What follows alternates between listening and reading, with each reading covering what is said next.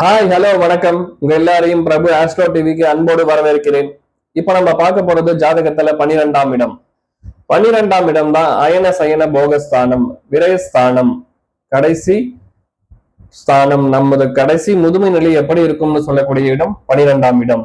மோட்சஸ்தானம், ஒருவருக்கு மோட்சம் உண்டா இல்லையான்னு 12ஆம் இடத்தை வைத்து சொல்லலாம். எல்லா கிரகமும் 12ல இருக்கும்போது மறைவு ஸ்தானத்தை அடைவார்கள். ஆனால் சுக்கிரன் மட்டும் 12ல மறைய மாட்டார். ஏன்னா கால புருஷனுக்கு 12ஆம் இடத்துலதான் சுக்கிரன் உச்சமாவார். அதுபோக எந்த லக்னமா இருந்தாலும் சுக்கிரன் 12ல் இருந்தால் மறைய மாட்டார், நல்ல பலனை கொடுப்பார். கலஸ்திரம் சார்ந்த விஷயங்கள், அயன சயன போகஸ்தானங்கள் அனைத்தையும் சிறப்பாக கொடுப்பார். சூரியன் 12ல இருக்கும்போது அரசு சம்பந்தமான விஷயங்கள் இவருக்கு விரயத்தை கொடுக்கும். அரசு வேலை வாங்குறேன்னு சொல்லிட்டு பெரும் பணத்தை கொண்டு போய் கொடுத்து செலவு பண்ணிடுவாங்க. அது போக மருத்துவ செலவு இவருக்கு அதிகமா இருக்கும் சூரியன் 12ல இருந்தா. சந்திரன் 12ல இருந்தா இவர் மனசு எப்போதும் ஒரு நிலையா இருக்காது. சந்திரன் தான் மனோகாரகன். 12ல போய் அமர்ந்துட்டாருன்னா இவர் மனசு எப்போதும் ஒரு டிஸ்டர்பன்ஸாவே இருக்கும், தொந்தரவாவே டென்ஷனாவே இருந்துட்டு இருப்பார், நிம்மதி இருக்காது. சந்திரன் 12ல மறையக்கூடாது.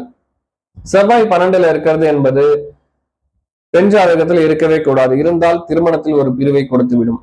ஆண் ஜாதகத்துல செவ்வாய் 12ல இருந்துச்சுன்னா செவ்வாயோட அந்த இருக்கக்கூடிய தைரியம் வீரியம் எல்லாம் இவருக்கு கொஞ்சம் தட்டுப்படும்.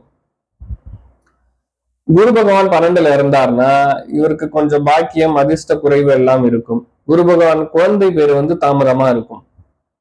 அதுபோக தங்க நிறம் இவர் அணியக்கூடாது. தங்க நிறம், தங்க நகைகள் இவர் அணியாம இருந்துக்கலாம். புதன் 12ல இருந்தார்னா இவருக்கு படிப்பு கை கொடுக்காது. ஏன்னா 12ல தான் புதன் போய் நீசமாவார். புதன் 12ல இருக்கும்போது அந்த புதனுக்குரிய பலன்கள் அனைத்தும் இவருக்கு கிடைக்காமல் போய்விடும். படிப்பு, கணிதம் இதெல்லாமே கொஞ்சம் கம்மியா தான் இருக்கும். சனி 12ல இருந்தார்னா சனி செய்யக்கூடிய விஷயங்கள், பாவக விஷயங்கள் அனைத்தும் கொஞ்சம் குறைவாகத்தான் கிடைக்கும். அதே சமயம் சனி 12ல இருந்தார்னா இவர் உடல் உபாதைகள் இவருக்கு கண்டிப்பாக உண்டு. எலும்பு சம்பந்தமான பிரச்சனைகள் இவருக்கு வரும். அது போக கை முறிவு, கால் முறிவு இதெல்லாம் இவருக்கு நடக்கும். அதனால கொஞ்சம் ஜாக்கிரதையா இருந்துக்கணும். அது போக சுக்கிரன் 12ல இருந்தார்னா நல்ல பலனை தான் கொடுப்பார். எல்லா வசதி, வண்டி வாகனங்களையும் கொடுப்பார். அயன சயன போகத்தை சூப்பரா கொடுப்பார். ராகு 12ல இருந்தார்னா தூக்கமே வராது. நைட்டெல்லாம் தூங்கவே மாட்டாங்க. ஏன்னா தூக்கம் 12ஆம் இடம் தான் தூக்கம். தூக்கமே வராது. எப்போதும் ஒரு டென்ஷன், அதிர்ச்சியில இருந்துட்டே இருப்பாங்க. கேது பகவான் 12ல இருக்காருன்னா கேது ஞானக்காரங்கன் 12ல இருக்கும்போது அதிக மோட்சத்தை கொடுப்பார். 12ஆம் அதிபதி நல்ல சுபகிரகங்கள் பார்வை பெற்று சுப கிரகங்கள் சேர்க்கை பெற்று இருந்தார்னா நல்ல பலனை கொடுப்பார். 12ஆம் இடம் தான் வெளிநாடு யோகம். 12-8 சம்பந்தப்பட்டுச்சுன்னா வெளிநாடு போறது சிறப்பு. 12ஆம் இடத்துல இருந்து திசை நடந்துச்சுன்னா அவங்க வெளிநாடு போயிடுறது சிறப்பான விஷயம். அதே சமயம் ராகு, சனி எல்லாம் 12ல இருந்தாங்கன்னா அவங்க வெளிநாடு போறது நல்ல யோகம் கொடுக்கும். சந்திரன் 12ல இருக்கும்போது டிராவல் பண்ணாங்கன்னா அதிக செலவு பண்ணிடுவாங்க. அதனால சந்திரன் 12ல இருக்கும்போது டிராவல் பண்றதெல்லாம் கொஞ்சம் குறைச்சிக்கணும்.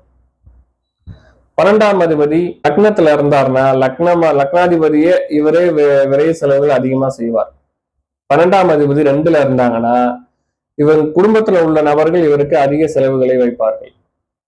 குடும்பத்துக்காக அதிக செலவு செய்வார். 12ஆம் அதிபதி 3ல இருந்தாங்கன்னா தன் சகோதரர்கள் மூலம் இவருக்கு அதிக செலவுகள் வரும். 12ஆம் அதிபதி 4ல இருந்தாங்கன்னா வீடு கட்டுறன்னு சொல்லி பெரும் பணத்தை செலவு செய்வார்.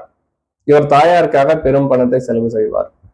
11ஆம் அதிபதி 5ல இருக்காருன்னா இவர் பூர்வ புண்ணியம், சொத்து விஷயங்களுக்காக அதிக செலவுகள் செய்வார். 12ஆம் அதிபதி 6ல இருக்காருன்னா ஒரு வகையில மறைவு பெற்றாலும் ஆனால் 6ஆம் இடத்து விஷயங்களும் இவர் கண்டிப்பா கொடுப்பார். ஏன்னா 12 நாள்லே செலவு, விரயம், கஷ்டங்கள் கொடுக்கும். அதுவே 6லயும் உட்காந்துச்சுன்னா 6, 12 சேர்ந்து ரொம்ப பாடாப்படுத்திடும். 12ஆம் அதிபதி 7ல இருக்கிறது என்பது திருமணத்தால் செலவு வரும். திருமணம் நிம்மதியாக இருக்காது. கல்யாணத்துக்கு பிறகு இவருக்கு அதிக செலவுகள் வரும். மனைவி மூலம் அதிக சிரமங்களும் தொந்தரவுகளும் வரும். 12ஆம் அதிபதி 8ல இருக்காருன்னா வெளிநாடு போனா சிறப்பா இருப்பார். வெளிநாடு யோகம், வெளியூருக்கு போயிடணும். 12-8 வந்துச்சுன்னா 6 வந்துச்சுன்னா வெளியூருக்கு போயிடணும், வெளிநாடு போயிடணும், சிறப்பா இருக்கலாம். 12ஆம் அதிபதி 9ல இருந்தார்னா இவருக்கு பாக்கியங்கள் அனைத்தும் விரயமாவே செலவாயிடும். இவர் தந்தை இவருக்கு அதிக செலவுகளை வைப்பார். 12ஆம் அதிபதி 10ல இருந்தார்னா தொழில் மூலம் அதிக விரயங்கள் செலவுகள் எல்லாம் வரும். ஒரு தொழில்னால நிம்மதியா தூங்க முடியாது. டென்ஷன், என்ன பண்றது, எப்படி சமாளிக்கிறது யோசிச்சுக்கிட்டே இருப்பார். 12ஆம் அதிபதி 12ல இருக்கிறது என்பது சிறப்பான விஷயம் அல்ல. ஏன்னா இவர் எந்த ஆசையும் நிறைவேறாம போயிடும். அது போக இவருக்கு எந்த தொழில் செஞ்சாலும் எந்த வேலைக்கு போனாலும் நீடித்த வருமானம் இருக்காது. பிரேக் இருந்துகிட்டே இருக்கும். எந்த வேலைக்கும் சரியா போக மாட்டார். 12ஆம் அதிபதி 12ல ஆட்சி பெற்று இருக்கிறது என்பது வெளிநாடு யோகம் சிறப்பாக உண்டு. வெளிநாடுக்கு போயிடணும், நல்லா நிம்மதியா தூங்குவார். ஆனா மற்ற எல்லாமே விரயமாக செலவாய் கொண்டே இருக்கும். எந்த இடம் எப்படி இருந்தாலும் ஒரு ஜாதகத்தில் 5ஆம் அதிபதி, 9ஆம் அதிபதி, லக்னாதிபதி அந்த தெய்வங்களை வணங்கினோம்னா கண்டிப்பா நம்ம சிறப்பா இருக்கலாம். மீண்டும் அடுத்த காணொலியில் காண்போம். நன்றி, வணக்கம்.